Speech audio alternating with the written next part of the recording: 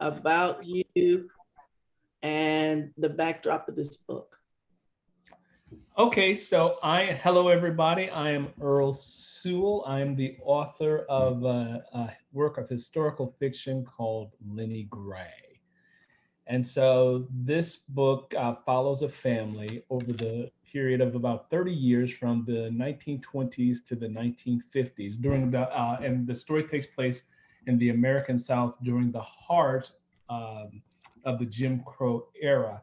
So there are a number of themes that are in this book, from things dealing with societal pressures at the time, to superstition, to, Yes. colorism, to maladaptive behaviors that were developed in order to survive in society during that time, issues with women's rights during those times, especially in a marriage or in a family where during this time in American history, women did not have a lot of rights. So there's all of these dynamics that are happening in this particular work that makes this a complex and interesting and engaging story that leaves you really not only thinking about what happened then, but also comparing some of the societal issues that we think are old and we've gotten over to how many of them still apply to this very day.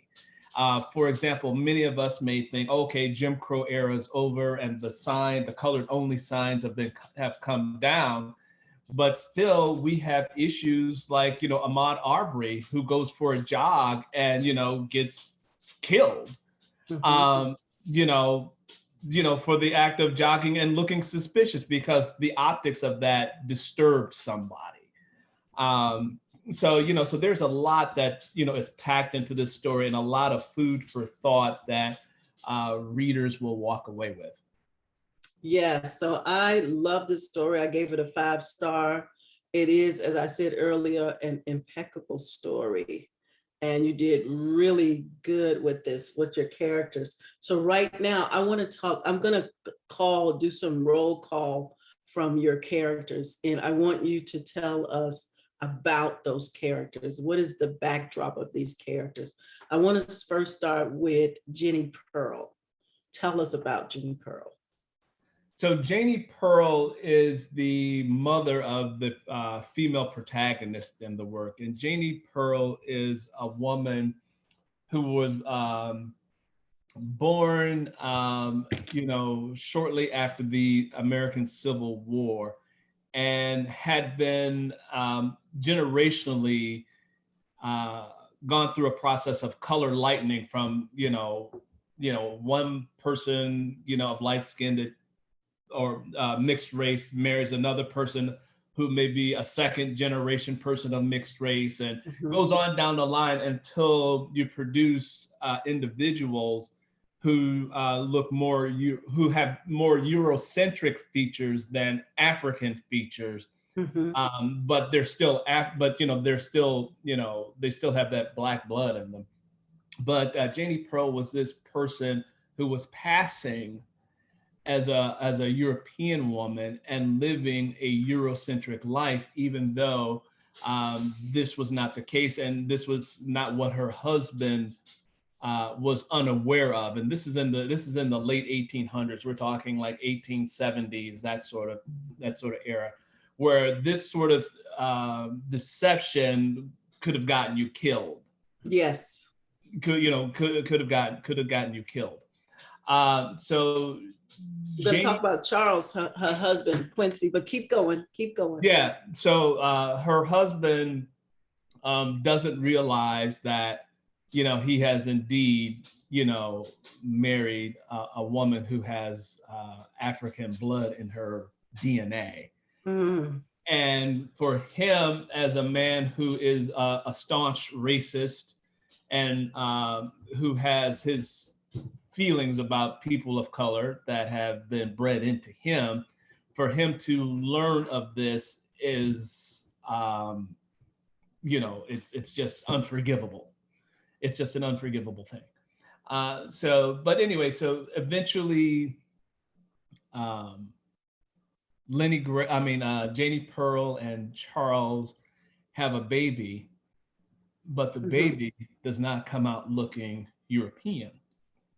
The baby Yes. comes out with a little too much color. Let's talk about this baby, Miss Lenny Gray, I'm sorry. Yeah. Let's talk about Lenny. So Lenny Gray is this baby that at the time, Janie Pearl, when she was married to the white man Charles, she had an affair with a black man who was a sharecropper. And the baby was clearly the child of the sharecroppers and not the Charles, her husband. And so in order to protect the child so that the husband would not go crazy, kill her and the baby, she concocted a story that said that because she died giving childbirth, so she concocted a story to tell the midwife that tell her husband that the baby was born deformed, and they buried and burned the body, because when she gave birth, the husband was away on business. So when he came back, he was fully expecting to see the birth of a child, but that wasn't the case. But anyway, long story short, Lenny Gray goes to live with her biological father and is raised by him. Now, let's talk about Judge. We just kind of talked about him a little bit. And reading in your story, Judge, he was light-skinned as well. So was he past light-skinned, or light-skinned still look on the dark side? Like a high yellow, like we used to say as Black folks, high yellow. Yeah. Or was he?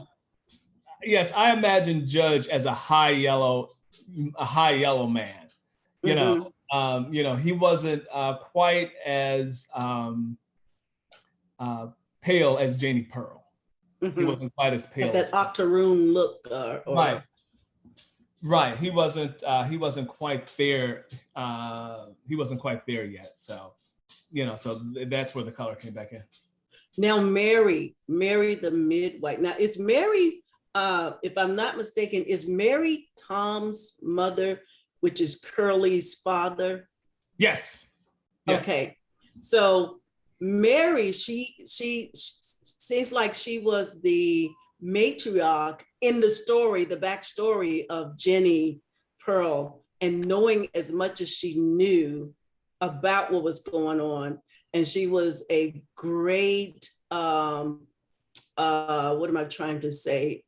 Point of contact, if you will, for Lenny to know about her mother. But I want to talk about Mary and Tom, because Tom, as a reader, and I say you wove this story really good. So Tom, you described Tom as he passed for white, but his nose, his kinky hair gave him away. And it seemed to me that he hated the white in him, but didn't quite embrace the Black in him. Do tell us about Mary and Tom. So Mary, the backstory with Mary is Mary was, in my timeline, she was born in the 1840s. So she was born into slavery. And so she had to go and work in the house of the slave owner. And then on one hot Mississippi night, Mazza was feeling a little lonesome because, Miss So-and-so wasn't feeling too good. So, Mazza crept on down and, he got with Mary, and they had a child named Tom. So that was a sort of a forced thing. And that's how Tom, came to be. So Tom came to be a person of mixed race heritage. So at one point when Tom was born, the father took him and said, okay, I want you to live with us, and my white family. But, but Tom got to working out in that field a little too much. and And pretty soon, Tom started turning a shade or two on the wrong side. He didn't turn red in that sun. He started turning brown in that sun. And the daddy said, well, the optics of you living in my house in the 1880s is not going to go over well. So go on back over there with your black mama. So he was conflicted in that way. So Tom was conflicted in that way. So there was this love-hate relationship because he had the African side, the African-American side that, basically raised him. But he also knew of this Eurocentric side that, he got to see some of the privileges of that side, and he resented it. So Tom and Curly, we know I love to hate Curly. Tom's son, Curly, them two together, what was the dynamics of their relationship? And what did Curly, was Curly kind of light skinned? I didn't get too much unless I overlooked that part of what Curly looked like. Does he look more white than black, or is he more black than black? You know how we have all these ethnic colors, blue, black, was he yellow, black? Yeah, with Curly, you were not going to mistake his ethnicity. His dad is half white, but there's going to be, he's going to come out. He was brown. Coco, he was brown. He was brown. He wasn't midnight black, but he was brown. But Curly was a very complex. Yes, he was. He was a very complex character to write because he was so tortured. He had a lot of internal issues that were limiting him and hurting those he loved the most. Even though he tried not to, the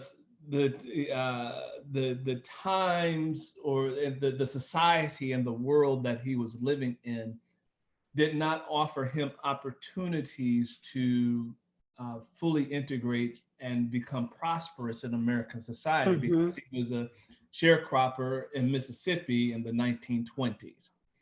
So the income barriers, the education barriers, the relational barriers, all of these things were pressing down. They're invisible weights because, they're emotional weight, but the emotional weight is visible. And if you're not aware of what emotional weight is and what it does to you emotionally and psychologically, you lash out, or you look for other coping mechanisms to numb you out from those things that, hurt you the most, but you can't quite identify what it is. So Curly was a character that was, he was tortured in that way. He wanted to be loving. He wanted to be more than what society would allow him to be. And that is a huge, huge pain to have to bear, a heavy cross to have to bear. Yeah, because I was wondering, what was his love language with Lenny? Because Lenny, she wanted to love him. And at those times when he wasn't as crazy as he, those calm crazy, she could do the calm crazy, but not the crazy crazy. And so she would see that he loved her in his own language that he could. And she kind of looked past that. But what got me a lot, and I'm glad you showed it, and it was as if, okay, we could be intimate, but don't expect for me to hug you. Don't expect for me to do all these things. It looked like he wasn't quite there. And then when it came to intimacy, it's like she wanted that intimacy, but the way he treated her, and she just began to just lay there and say, okay, start counting 1, 2, 3. I mean, you even showed the countdown to like, she wasn't interested. And he would just, the times he did it he was very unbathed and different things like that. So what is the language and that seems to be very complex in their relationship? the Sure. love that he couldn't give her, that he wanted to give her. Sure. So I'll address the bathing thing first. So during that time in rural areas in the Mississippi, people didn't have running water during those historical times, and so there was one thing that people generally bathed once a week. There was a public health hygiene thing where people just bathed once a week, or bathed whenever possible. There's an old phrase that says, "Don't throw the baby out with the bathwater," Yes. because everybody shared the same tub of water to bathe in, and then the baby was the last one to get bathed. And generally, people bathe on Sundays when they were going to church. So other than that, if you were out in the field all day or working, you just whatever, because there was no indoor plumbing. Those things had not come around to this particular area yet. So yeah, so that would make hygiene a very difficult thing. And so, but then, sometimes, you smell it so much, you don't smell it no more. Right. Right. The other thing with this particular character, what I was trying to convey to the reader, that with all of these pressures, on them, whenever people are under pressure, whenever they're under pain or stress, they look for pleasure. Some people find pleasure in sex, some people find it in drugs, some people find it in alcohol. They're looking for some relief, yes, from whatever anxiety or pressure or anything that they may be experiencing. Human nature is to look for a way to relieve that. And so for this particular character, since he had two outlets, one was alcohol, the other was sex. Yes. And those were his two outlets to to help him get through and feel some sense of good. Now, for the female protagonist, she had to submit to that to a certain degree, but also it didn't really give her what she needed. And so she kind of like put aside her needs to try to satisfy him, hoping that he would become a better individual than what he was, by sort of sacrificing herself to him. And that just wasn't the case, because again, like him, she had her own limitations. She she only had so much education. And then it wasn't like her as a woman of color was going to go to the local town store and get a job as a cashier or clerk or something like that. You're talking 1920s, 30s. The most that she could hope for was work as a domestic. Yes. In somebody's house, where you have to worry about the man of the house taking advantage of you because you're there. So that came with a whole nother set of complexities, which limited your ability to earn income, your ability to prosper, your ability to do anything. So those were all of these dynamics that these characters had to contend with. Yeah. Ida, let's talk about her. I envision her as a tall woman, somebody who has a coin, how you say, a pipe in her mouth. You know how they like the corn pipe? Yeah, corn cob pipe. They call it. And she was just so rough and just tall. In my mind, I envision her to be that way. It's some sort of power, because she sort of, I don't know if Curly, her and Curly, and also with them hitching up on the railroad track, I thought that was just funny when he talked to her. But tell me about her. That was my imagery of her.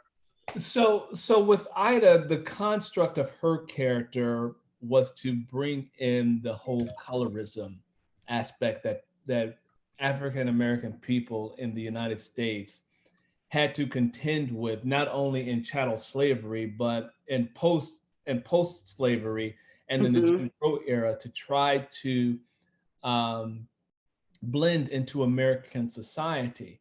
And so I created Ida as a woman who the Black culture would call color struck.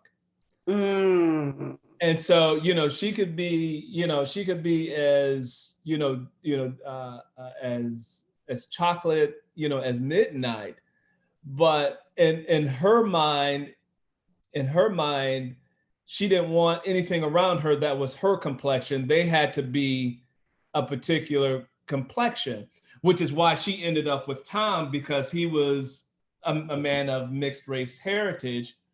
And so her idea is like start the chain of producing children and grandchildren and great grandchildren that could integrate into society a little bit better because of the tone of their skin. And even if you forward that into like the Roaring Twenties, like with the Cotton Club and things like that in New York, they had the brown paper bag test before you could even be a showgirl at a club like that, because if you were darker than a brown paper bag, off you went.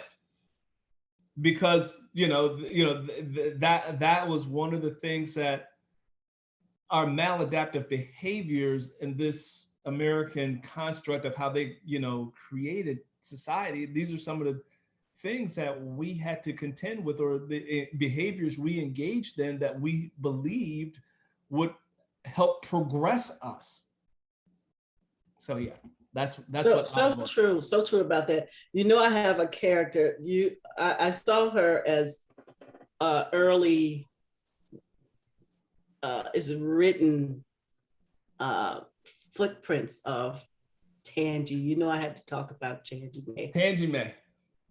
Oh my goodness, and what she went through. And Duke. Let's talk about Duke. Just simply being educated and that uproar about a Black person being educated. Tell us about that. So of course during chattel slavery and thereafter, as people of color became educated and more knowledgeable, European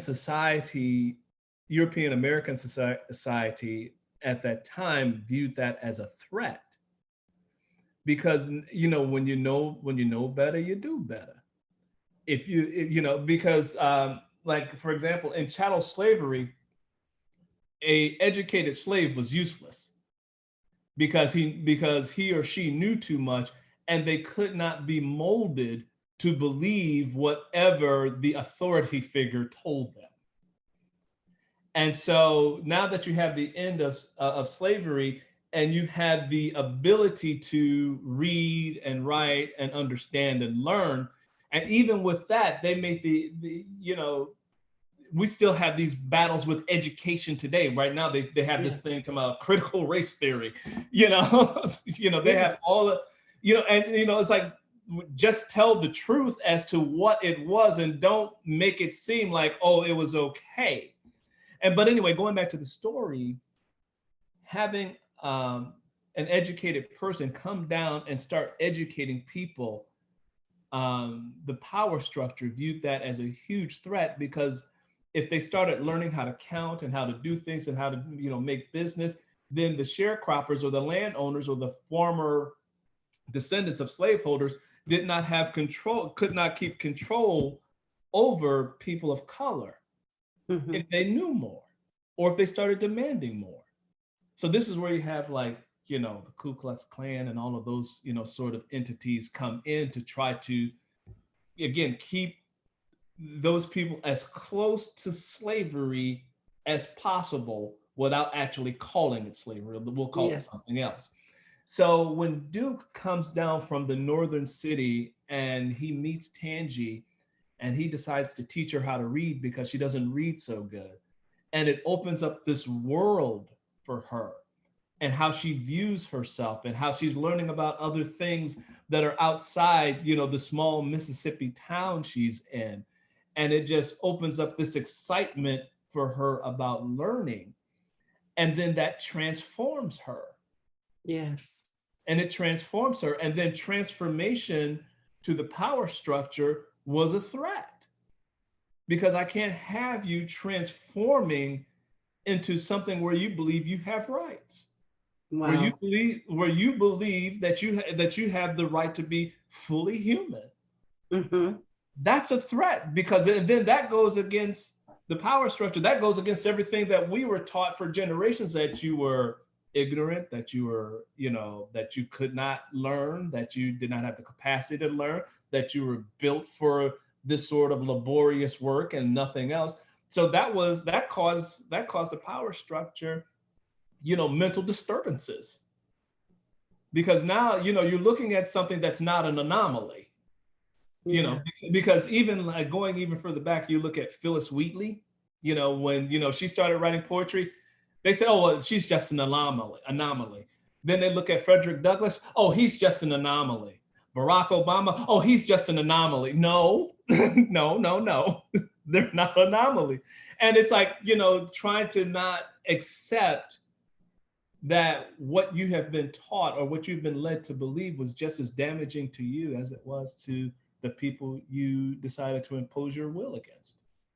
Yeah, we did that to ourselves as well. Because I remember growing up and people were talking about going to college. Now I did like trade school, and I did go to, so you lives in Chicago, so you would know this school. I did a little bit of schooling at Governor State. Yes, I know Governor So State. I did a little bit of schooling there, took Secretary of Science, didn't know what I was doing, and I didn't do too well. So what I'm saying is, back then, the whole semester was only $200 and some dollars. Moving forward, college seems to be an astronomical price.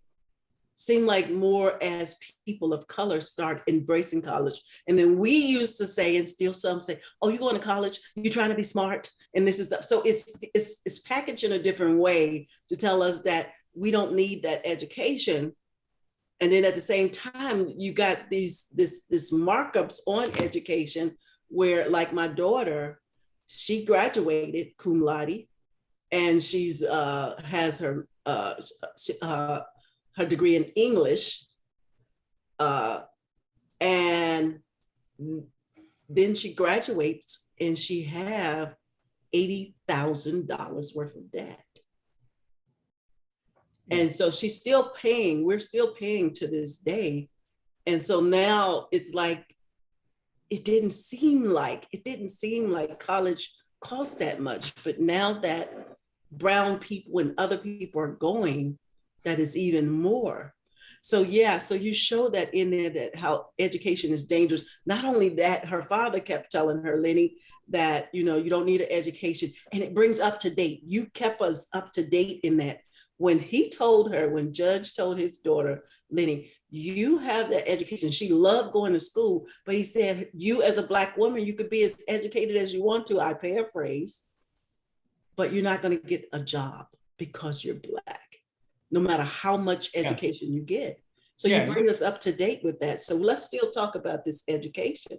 Yeah, you're talking, at that point in the story, I think it was like 1918 or 1919, or maybe even before then, because it was before then. So you're talking maybe 1910, 1911, which, the father was just being absolutely truthful. Like, yeah, you can be as educated as you want to, but the chances of you succeeding with all of that education are slim to none.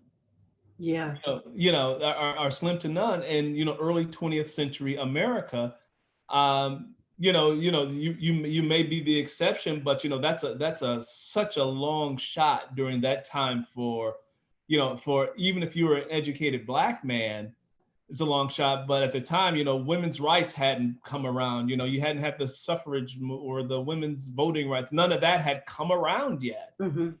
And so, there were constructs of society where, gender constructs where you're expected to stay home, tend to the kids, let the man do whatever. And, hopefully he doesn't die early and leave you, with no money and no way to earn income with a bunch of kids, or and not in a situation where you have a bunch of kids that you can't afford and you have to take them to the orphanage. Yeah. Because, a lot of that happened. Like, it's like, okay, I've had these 10 kids, but I can't take care of them. I can only maybe take care of 4. And, the other 5 or the other 6 have to go to orphanages until, I can, whatever. Those were realities for people. Those were realities. Yeah. You mentioned in there, and I knew that they had put Black people on the stock, on the sold them off as cattle stock is what I'm saying. Mm-hmm. But I didn't realize until I read this story how they breed. Father with his own daughter, son with his own mother, because they thought that would keep the bloodline pure. Tell us about that and capturing that breeding. Sure. So that's a historical fact that I think it was in Virginia they were doing that, because at some point they stopped importing slaves from Africa, from the continent. And so, they I think when Europe outlawed it, then America was, a little slow to follow, but eventually they stopped doing that. I think the last slave ship in the US was, don't quote me on it, but maybe US Constellation. Anyway, so what planters and slaveholders decided to do is like, well, hell, we got enough of them here. Let's try to breed the strongest ones that we can. And so you have breeding farms. And this is where you get the term, big black buck, and this buck here will produce, a strong male child, and blah blah blah blah. And so it was like breeding a horse or cattle, because you weren't considered human. And so they had no moral compass about, making family members breed amongst themselves, because at the time they didn't care about family. They really did. They didn't care about separating a mother from a father, or a child from a whatever. That it was just like, to them, it was like separating a calf from a cow and putting it over in this pasture. Yeah. And so the humanity that they lost the sense of humanity. It was like, where's your humanity? There's a wonderful Dr. Joy DeGruy who teaches a concept called post-traumatic slave syndrome. And she talks about, one of the things she talks about is the age of lynching, of what was happening, to people, when they were being lynched. And what she was saying, and they had, people took photos. There's historical photos of, of this, where you can see, people, standing around a charred and burned out body of some, Black soul or whatever. But what she makes us understand with this is that this was a social event. And this is post-slavery. This is Jim Crow era. This was a social event where people wanted to get souvenirs from the lynching. Get me an ear or get me a toe, so that they could hang it in their house as a souvenir. And when you look at the pictures, these aren't some toothless, wayward ragamuffins. These are people in business suits. There are children in there in their little dresses. You look at the pictures. And, these are people that are just like, this is just a normal day in the life. And that's somebody's grandfather. That's somebody's uncle. That's somebody's dad. That's somebody's whatever in this picture, standing around a charred body as if it's nothing. And so that sense of humanity got lost, where the value, even to be the decency of having a burial, was even stripped from you. Just the decency to just like, let my remains rest. No, we got to take your remains and cut off a piece of it so it'll sit in my house, as a trophy, like a deer head. Yeah. And see, that's the thing I see too, that society, we as people of color, we might as well say we have PTSD. Yeah, really, because we get to see Front Street, just like what we've seen the Floyd thing. We're watching TV and we're seeing this in our eyes, and the world cannot say that they were blind. And so until, I'm saying to myself, until we see people of color as humans, that's when I think each individual in its own eyes, in its own perspective, will see that brown people are human too. Yeah, we've always been. We've never not been human. You know, I like somebody, I heard this said, someone say this. They say, you know, you have Jewish people say we're the chosen people, and Europeans say that we're the master race people. But Africans, we can say we're the original people. You know, everything comes through us. Mm-hmm. Everything comes through us. Yeah. And So this, yeah. So the story, you know, tries to bring to awareness the struggles that people had to go through, you know, just in that recent history, mm-hmm. and you know, to early 20th century, you know, 100 years ago. And Yes. you and I were talking earlier, and some people like to say, oh, well, that happened so long ago, you know, yada yada yada. But as I was telling you, the Civil Rights Bill is less than 60 years old, Yes. you know, because that wasn't signed until the 1960s. So it's so that's how fresh we're out of the Jim Crow era, which pushed you as close to slavery as possible. That's how, you know, that's still very, very recent It's so history. true. Very, And very, that's coming up on my age mark. I'll be 60 in 3 months, the Lord's yeah, will. yeah. But you're going to do a reading for us. Can you set the stage for that? Yeah, so this reading, this will be a quick reading. This is, so the story begins in 1918, right as the Spanish flu pandemic is about to happen.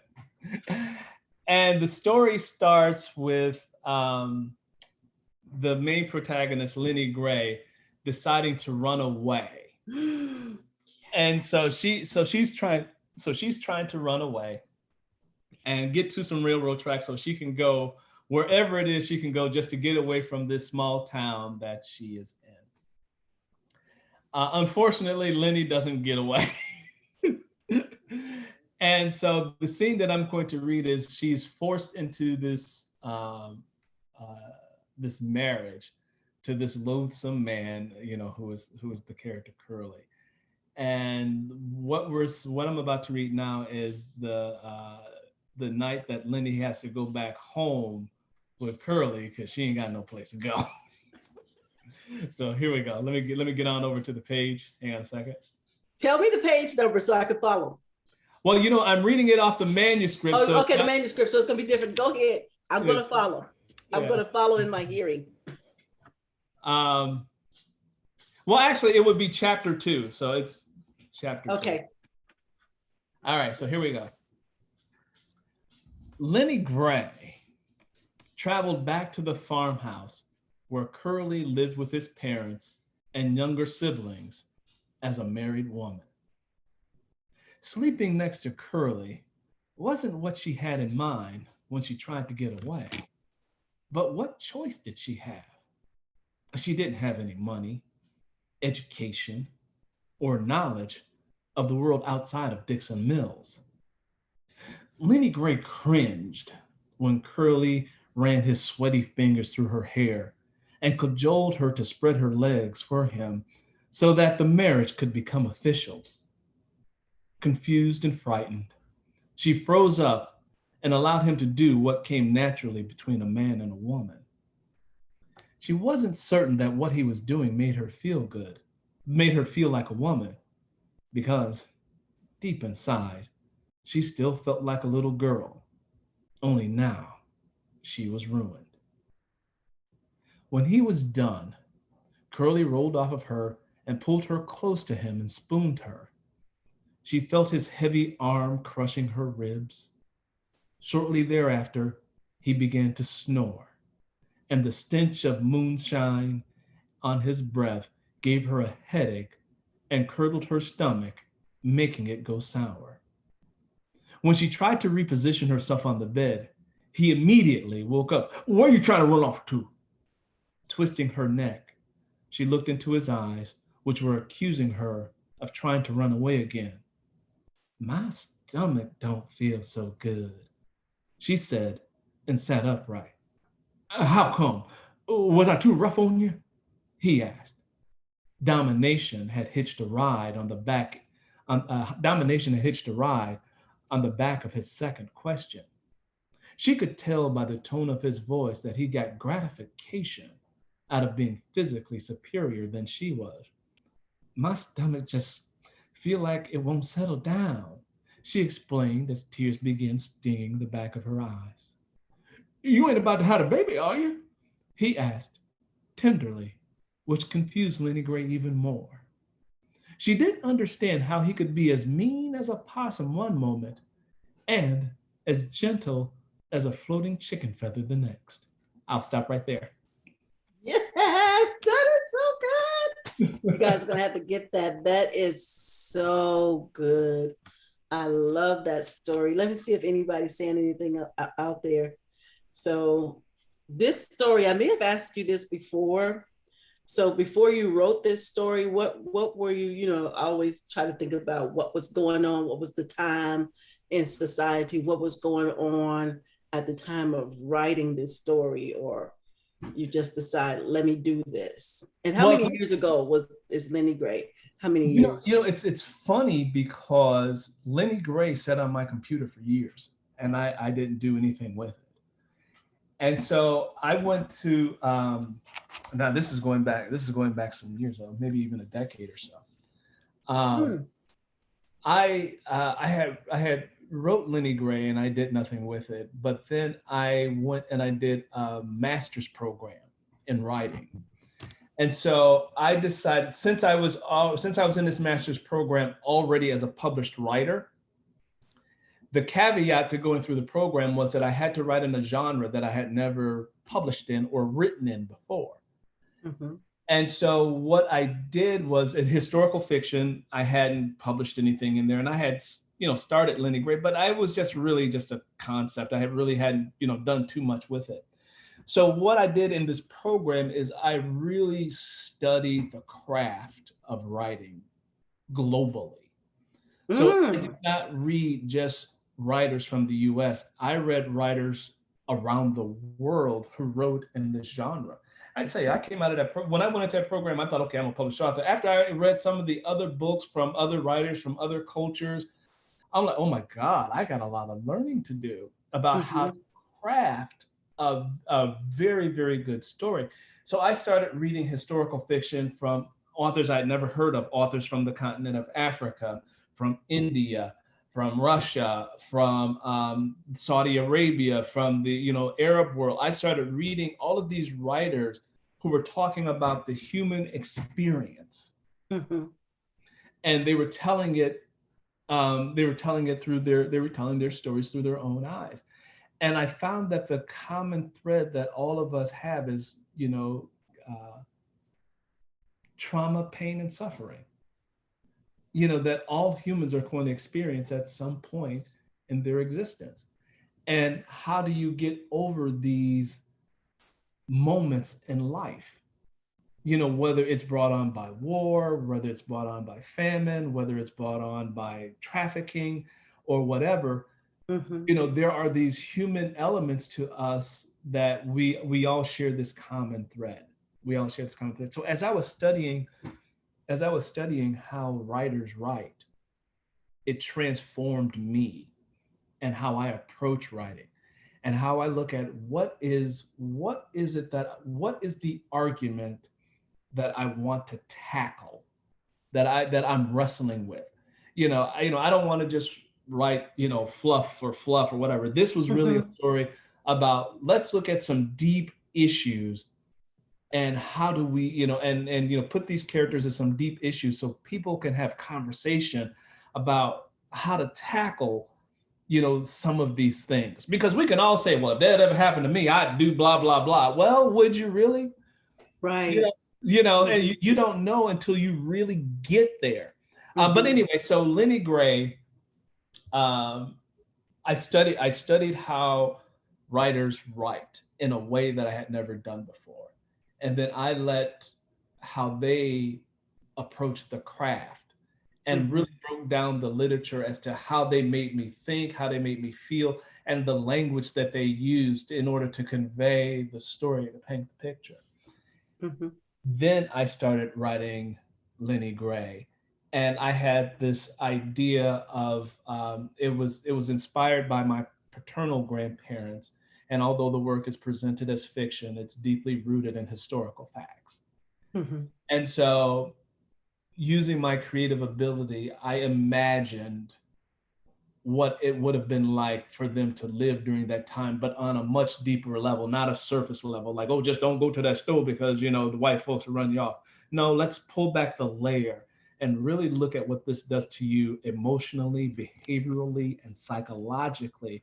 Not only Mhm. what it does to you as an individual, but how you pass that on to your children, and then how it becomes generational, a generational chain. And how that can impact, Mhm. generations, until somebody says, wait a minute, wait a minute, wait a minute. We're still doing the same stuff that no longer applies, as a means of survival. We don't have to worry about colorism anymore. Well, no, I ain't gonna say that. That's not true. That's not true. That's not true. Uh, our society has advanced some, but it's not the society of the late 19th and early 20th That's century. true. Okay. That is true. Yeah, Uh, because the dwelling that I live in now, my grandfather could have never imagined so true. something like this for somebody of color. That would have just been, if for example, if you were to take somebody from 1922 that was black and from the rural South and brought them up to today, they're like, wait, what? We can do what now? That's true. That's true. What? You can go in there, like So true. they would not know how to function because they've been conditioned to believe certain rules and certain codes. They would not be able to function. And the same thing is, if we were to able to travel back in time and go back to 1922, we wouldn't be able to function. We would not. We would have been killed. Like, we could. I don't think I could have lasted 10 minutes without being attacked, killed. Because you walk down the street and you look somebody in the eye, you look somebody of white in the eye, and they're like, boy, what you looking at? I'm looking at you. Oh, hell no. Exactly. Exactly. But you have to say kilt with the T. Get killed. Yeah, killed. Boy, you get killed, cemetery dead. They'll kill you, cemetery dead. Yes. But you mentioned something in your book too. And see, my father is from Jackson, Mississippi, which we moved up north, which we was never born there. No offense to my Mississippi people. I'm so glad I'm such a northerner. I can't do Mississippi. I can't. And so I remember in your book, I'm gonna correlate this to when Lenny and her husband was traveling and she's pregnant and he kept going different ways. And she's, how come you going this route? Why don't you just go straight? He said, pretty much told her that a man like me, a Black man like me, we can't just go, we got to go other places. And and it brought me back to like when my dad went down to Mississippi. And I'm like, wow, it just took so long. To me, it took 3 days to get to Mississippi. It might have took just 2 days. Maybe it took a whole week to me, like it did. Okay. And I realized in your story, and I realized now that I'm adult, that he went to certain gas stations. Mm-hmm. And they had now, and I heard another lady I know that they had the book, the Green Book. The Green Book. Yeah. I remember my dad reading a book, but he never talked about that book. But he was reading a book, and it was green. So now that I know he had the Green Book that let you know what you're supposed to do. You know anything about the Green Book? Yeah. Could you tell us a little bit about the Green Book? Sure. So the Green Book was a travel guide for people of color when they were out traveling on the road, that let them know where they could stop and get gas, what place would perhaps offer them accommodations, and what places would offer them, food if they needed food. Now, oftentimes these places were off the main path because you couldn't, during those times, you couldn't just pull up. Something as simple as pulling up to a gas station and getting gas could get you killed. Yes. Something as simple as, walking into an establishment for a cup of coffee where you're not welcome can get you killed. Mm-hmm. So this Green Book tried to alleviate that, to help alleviate the anxiety of that, to, show these places where you could go where you would be served and you would be okay and you could keep your family safe. Yes. When traveling, when doing some traveling like that, to keep you safe. Um, so that's what the Green Book was. Again, this was another one of these behaviors that people of color had to adapt during this second coming of slavery, the second era of slavery, that didn't end until well, some people say, well, it ended during the Second World War, but again, the Civil Rights Bill wasn't signed until the 60s. So, but anyway, once the signs came down where you couldn't be refused service, just based off of, your skin color. Yeah. But that was one of the things that people had to have when they were driving around, so that they wouldn't be harmed. Yeah. It bring me back. I hope I say his name right. Did Curly and Lenny have a little boy named Willie? Yeah, Willie. Yeah. Okay, so I remember the words of Willie when he was younger, and he couldn't read, but his dad told him how to be safe, how to live Black and be safe. Yeah. And he gave them, and sort of pretty much what I was telling you like earlier. I have a son, but I have three daughters first. And to hear a woman of color say, I got to hold on to my son tight, or I got to make sure that he's okay. Him going to the store and coming back is not like, living a white privileged life where you don't think about, well, of course he's going to come back from the store. That's not our life. It's not our life. So now that my son, when he was a teenager, and so now I understand what the women are saying, because I had girls first. And remember, I was telling you earlier, I had to tell my son, he was coming of age, teenager, 13, 14, make sure that you go in the store, back away from the counter. If you have a hoodie on, take your hoodie off, pull your sleeves up, back away when you tie your shoes, make sure your hands are free. And he used to say, Mom, why are you doing all this stuff? And then 2021 let him know that I was saying that. But I used to think that was just far-fetched. Why do we have to have those safety tools for living? But it's so true. Well, yeah, it's because American society criminalized skin color. Because if you're a person of color, you're automatically criminalized. If you're a person of European descent, you're outstanding and upright. You would never do such a thing, or it's not likely, because given all of the advantages that society has offered you, you're less likely to have to fall into these behavioral categories based out of scarcity and lack. Yeah. And so, because of the commonality of history of people of color in this country, Native Americans included, Latinos and Native Americans included, and people of African descent included, the color was criminalized, and that's the one thing you can't change. You can't. You can't really change your skin color. But the interesting thing is that every summer I see Europeans on the beach trying to get my color. Yeah. I'm like, how does that work, bro? Like, how do you justify that? Like, you're a criminal, but I want to get the color like you, but I'm not a criminal. Yeah. Exactly. Exactly. Yeah, and then that's just a society that we still have to live in to this very day. As a matter of fact, earlier I was telling you that I found a woman's coin purse and I want to return it, but I did a live video where I was saying I'm trying to return somebody's lost purse, but I'm walking up to somebody's house. They're not expecting me. I'm a Black man, and I have to be very aware that this may go sour based on the optics of me approaching someone's house and stepping inside their gate. And there was even a story that as a matter of fact, in Mississippi, maybe 3 weeks ago, a FedEx truck driver was shot at. A Black FedEx truck driver was shot at by these men for trying to deliver a package to their home. They chased him and shot, and then they didn't do anything about it until it got national attention. And then they decide to prosecute. And that was you can Google that. That was like 3 or 4 weeks ago.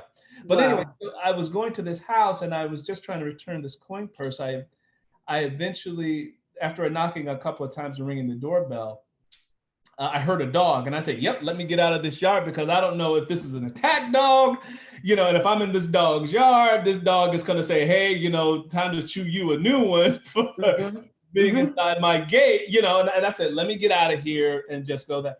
And for those who, sometimes the aggression comes from both sides. The aggression can come from our fellow tribesmen, or it can come from people outside of the tribe. That's true. That is so true. So that's a part of it that people don't talk about, because there is such a thing as brown on brown crime.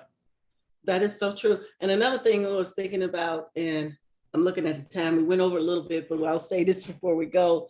Okay. Like you say, even us as people of color, we've been brainwashed, or our brain, I can see it too. Like if you see you want to say European or Caucasian guy walk down the street, trench coat and a backpack, he looked threatening, but we say nothing. But if you flip that and you put a person of color, he's suspicious. They're gonna get him. He could have his books in there. He could have a bomb, but he's not a threat.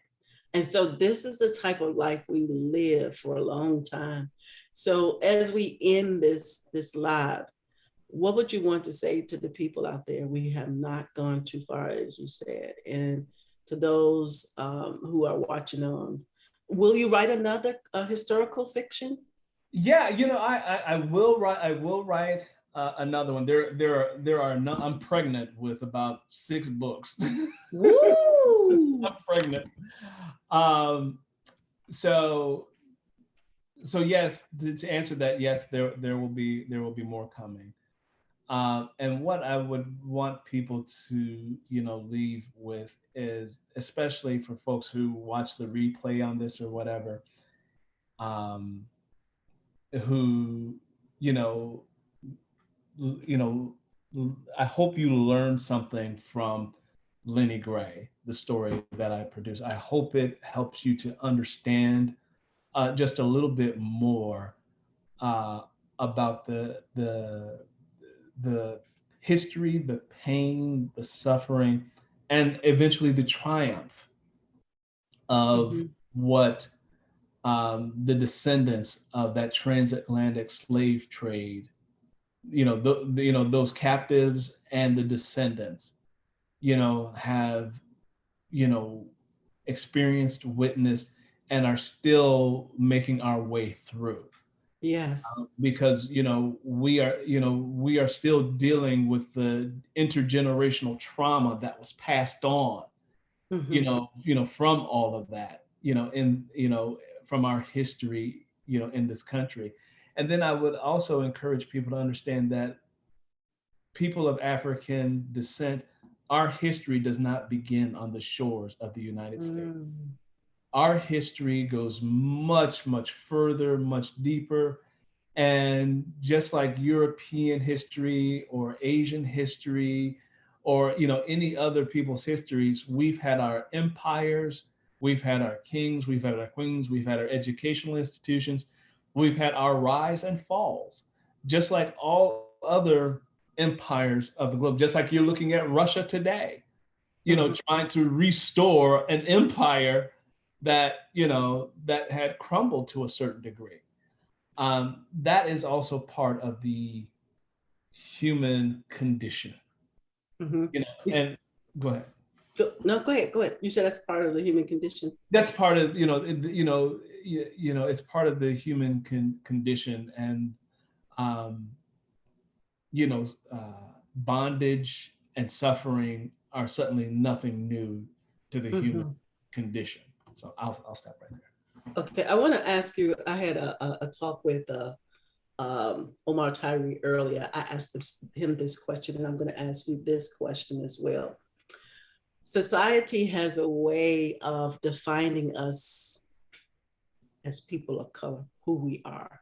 As a Black man in society, what would you want society to define you as a Black man? What is your perspective that you can say you as a Black man to show them?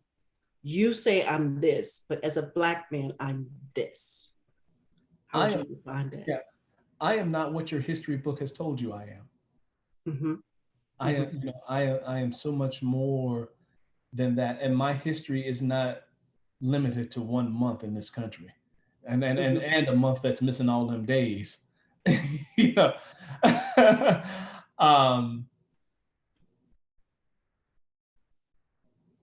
I am a human being with the rights and privileges as any other human being on this planet. I'm a human. I'm a spiritual being having a human experience, just like we all are. Mm-hmm. And do not hem me in based on preconceived notions. Mm-hmm.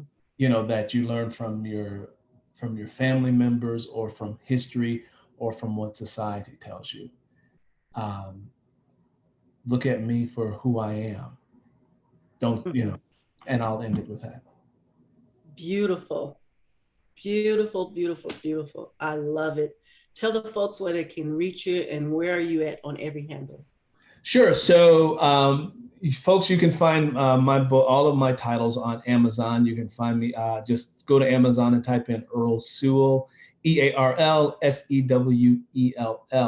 I'm also an audiobook narrator, so I produce audiobooks for publishers, even recorded books now.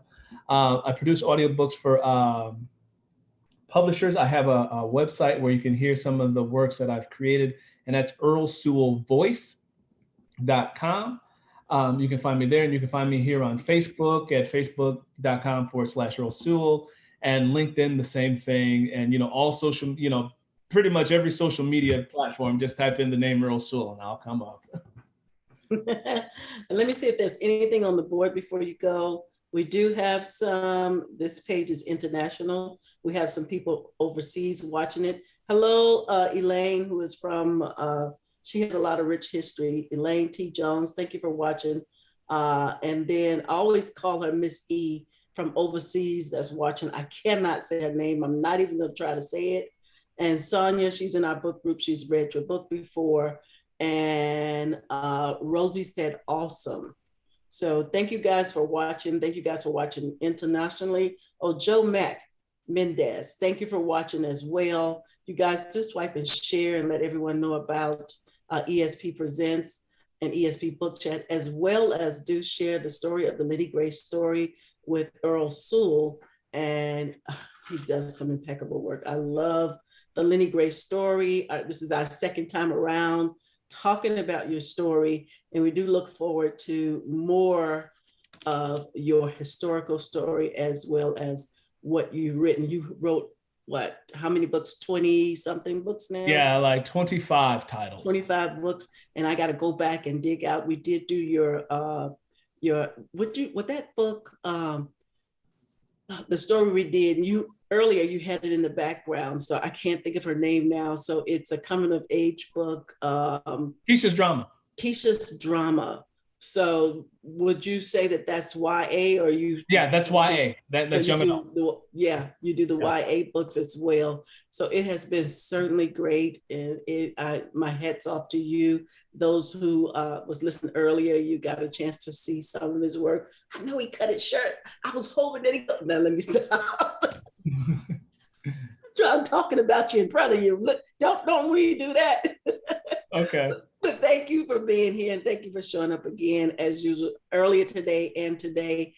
And we wish you well. We love your work, and do get you some more of Earl Sewell. What would you tell someone who never read a book from you? What would you recommend them to read? Lenny Gray. Start with Lenny Gray. Lenny Gray, I would say so too. So again, thank you and good night. You know how to drop yourself down. Thank you so much for being here. All right, good night. Earl Sewell, thank you for being here. We had a wonderful time with him. And let me tell you guys what's going on. We do have our book of the month. This book here, I don't know if you guys can see it, look a little fuzzy to me. I guess that's right. And so this book here is what we're going to talk about. Earlier, we talked about some systemic racism and different things.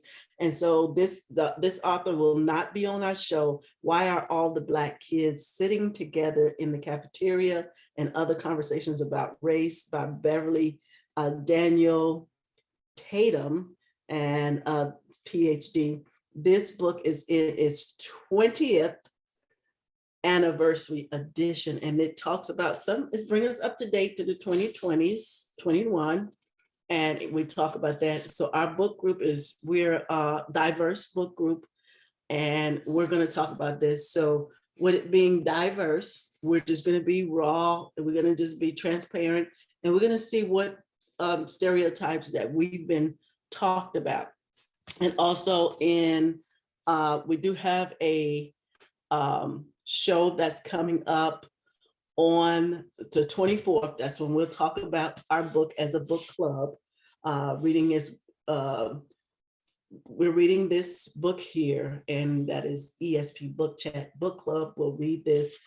And on Instagram only, we're going to do a Sunday show, which is at 6 p.m. Eastern Standard Time.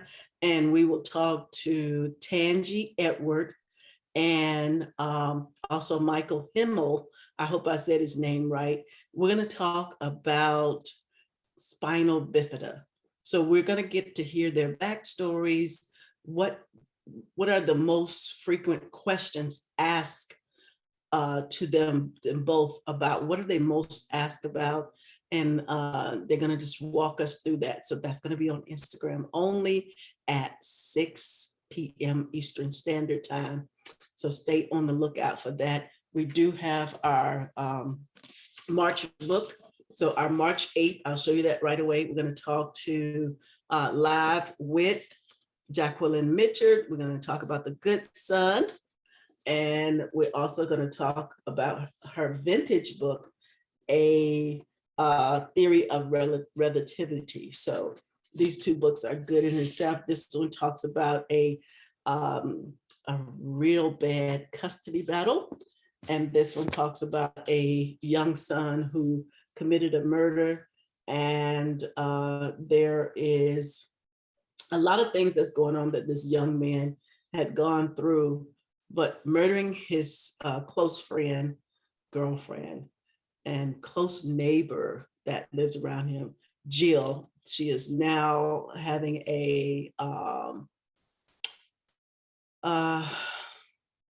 she's protesting.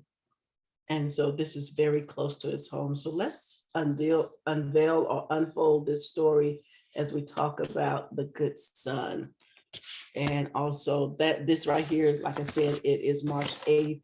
Stay tuned for March 15th. I'll show that right there if you guys can see that. I'm sorry, March 31st, not the 15th. We're going to talk to Dr. Reese Hartgraves, and we're going to talk about her book. The acronym says COVID, but it's Come Out Violent, Victorious, and also, let me read it from this side, that way I can see it better, I'm sorry. So you guys look at it that way. So violent, virtuous, and victorious in spite of the stress. So I can see it better here. So it is the acronym COVID, but it's Come Out Violent, victorious, virtuous, and victorious in spite of distress. And just a little glimpse of this right here is when we are experiencing bad times. Sometimes it seems as if we are dying, but as we get into the Word of God and begin to see our worth, our heart begins to beat again. We become valiant. I'm having a hard time with that word. Violent, not violent, like violent, but valiant and virtuous and victorious through the process. I never thought I'd have a hard time with that word, but valiant. So stay tuned, keep it locked as we unfold this story. We'll see what it's like in there. Tongue twister, guys. Thank you for being here. Again, Ellen Sutter of ESP Presents and ESP Book Chat, where we bring page turners your way. Thank you guys tonight for watching. And thank you for spending your time with us. So stay tuned, keep it locked for our shows, our upcoming events. We thank you and good night. Good night, good night, good night. Stay tuned, guys. Thank you so much. Thank you overseas for coming by and those who are here. I did a lot of shows all day today and it was great. It was great. Good night, guys. Thank you for every show, every watch, every share. Good night.